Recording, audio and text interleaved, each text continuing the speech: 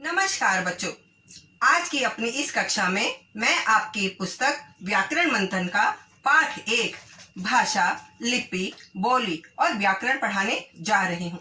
बच्चों, आप भाषा के बारे में तो जानते ही हैं। इस पाठ में हम भाषा के अलग अलग रूप और उसके महत्व को समझेंगे। तो चलिए हम अपना पाठ शुरू करते हैं अपनी पीपीटी के द्वारा। तो चलिए पीपीटी की ओर बढ़ते हैं। तो चलिए बच्चों, हम अपना पाठ शुरू करते हैं। भाषा, बोली, लिपि और व्याकरण। बच्चों, भाषा वह साधन है जिसके माध्यम से हम सोचते हैं और अपने मन के भावों, विचारों को व्यक्त करते हैं। मनुष्य बोलकर अपने भावों को व्यक्त करता है तथा आवश्यकता पड़ने पर वह लिखकर भी मन की बात को स्पष्ट करता है। इन दोनों का मूल आधार भाषा ही है। भाषा शब्द भाष धातु से बना है। इसका अर्थ है बोलना। भाष शब्द बच्चों संस्कृत भाषा का शब्द है। मनुष्य जिन ध्वनियों को बोलकर अपनी बात कहता है उसे भाषा कहते हैं। बच्चों, भाषा वह साधन है जिसके द्वारा मनुष्य बोलकर, सुनकर, लिखकर व पढ़कर अपने मन के भावों और विचारों को आदान प्रदान करता है।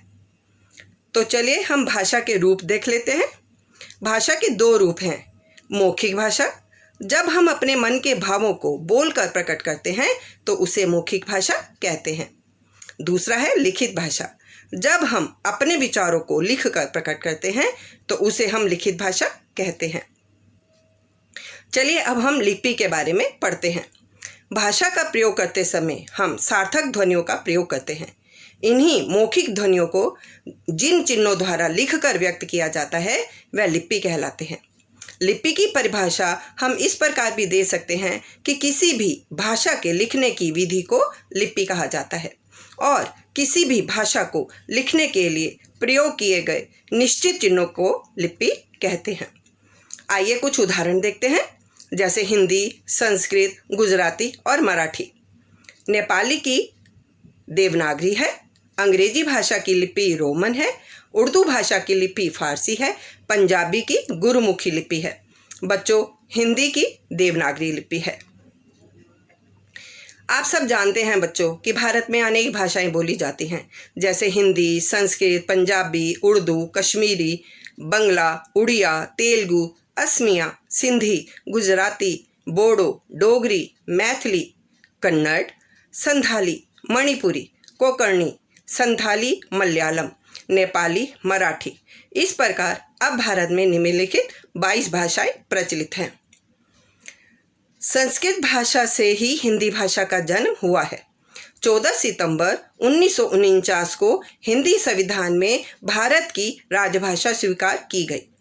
भारत के अधिकांश हिस्सों में यही भाषा बोली और समझी जाती है। हिंदी भाषा की 5 उपभाषाएं हैं। आइए देखते हैं। पूर्वी हिंदी, इसके उदाहरण आपको सामने दिए गए हैं, जैसे अवधी, बंदेली, छत्तीसगढ़ी आदि। राजस्थानी हिंदी, इसमें अवधपुरी, मारवाड़ी, मेवाती, मघावी भाषाएं आती हैं। पहाड़ी हिंदी, गढ़वाली, बंदाऊनी, हिमाचली। पश्चिमी हिंदी, खड़ी बोली, हरियाणवी, कन्नौजी, ब्रजभाषा। बिहारी हिंदी, भोजपुरी, मैथिली, मगही। चलिए अभी हम बोलियों के बारे में समझते हैं।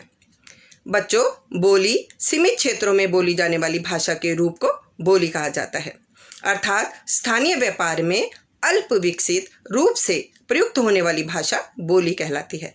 बोली का कोई लिखित रूप नहीं होता। अब हम आज के पाठ का सबसे महत्वपूर्ण अंक पढ़ने जा रहे हैं, व्याकरण। व्याकरण भाषा को शुद्ध रूप से लिखना, पढ़ना और बोलना सिखाने वाला शास्त्र व्याकरण ही कहलाता है। बच्चों, अभी तक मैंने आपको भाषा के बारे में, लिपि के बारे में ज्ञान दिया। चलिए थोड़ा सा आपका ज्ञान भी प्राप्त कर लेते हैं कि आपने कितना सीखा। सबसे पहला प्रश्न है, भाषा किसे कहते हैं?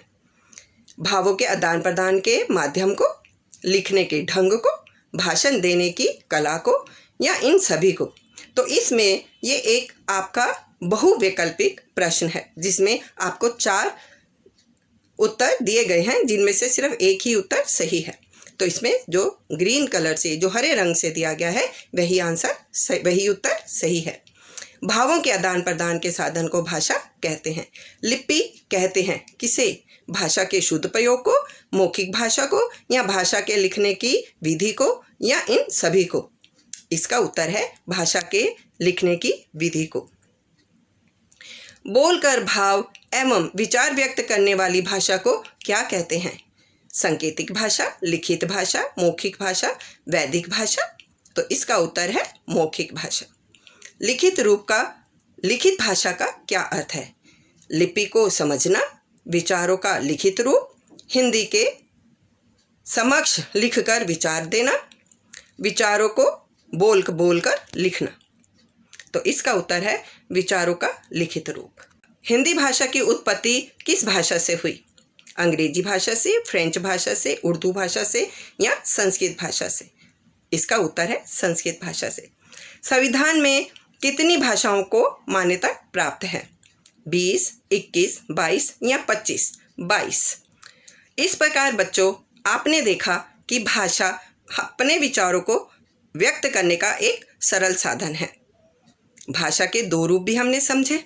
अगले पार्ट में हम व्याकरण के विभिन्न भेदों के बारे में पढ़ेंगे। व्याकरण के 3 अंग होते हैं, जिसका ज्ञान हम अगले पार्ट में करेंगे। तब तक के लिए धन्यवाद।